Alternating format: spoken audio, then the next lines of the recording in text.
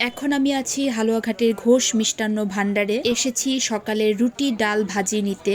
আমি জানি না হালুয়াঘাটের এই ঘোষের দোকানের রুটি ডাল ভাজি খেতে এত কেন মজা হয়। যখনই বাসায় আসি তখনই প্রতিদিন সকালে প্রায় মেনু থাকে রুটি ডাল ভাজি। ময়মনসিংহ থাকলেও কিন্তু রুটি ডাল ভাজি খাওয়া হয়, কিন্তু ওদের দোকানের মতো টেস্ট আমি কখনোই পাই না। আর এবার যখন হালুয়াঘাট থেকে ময়মনসিংহ চলে এসেছি তখন এই রুটি ডাল ভাজিটা অনেক মিস করছি।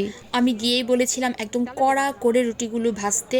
কড়া ভাজা রুটিগুলো খেতে অনেক মজার হয়, আর তার সাথে বুটের ডালটা দিয়ে যদি ভাজি নেওয়া হয় সেটা খেতেও অসম্ভব মজার। এই তো ঘোষের দোকানের পরোটা ডাল ভাজি নিয়ে চলে এসেছি বাসায়, বাচ্চাদেরকেও দিয়ে দিয়েছি, তার সাথে সাথে আমিও খাচ্ছি। সেদিন আমার এক বোন আমার একটা ভিডিওতে কমেন্ট করেছিল ঘোষের দোকানের রুটি ডাল ভাজি খেতে অনেক মজার। তখন বুঝলাম যে এটা শুধু আমারই প্রিয় না, সবারই প্রিয়। কারণ আমার বড় মেয়েরও এই রুটি ডাল ভাজি খেতে ভীষণ ভালো লাগে। যখনই মামার বাড়িতে যাবে তখনই প্রায় প্রতিদিনই এই রুটি ডাল ভাজিটা খাবে। হালুয়াঘাটে যারা থাকেন কাদের এই রুটি ডাল ভাজিটা প্রিয় আমাকে অবশ্যই কমেন্ট বক্সে জানাবেন।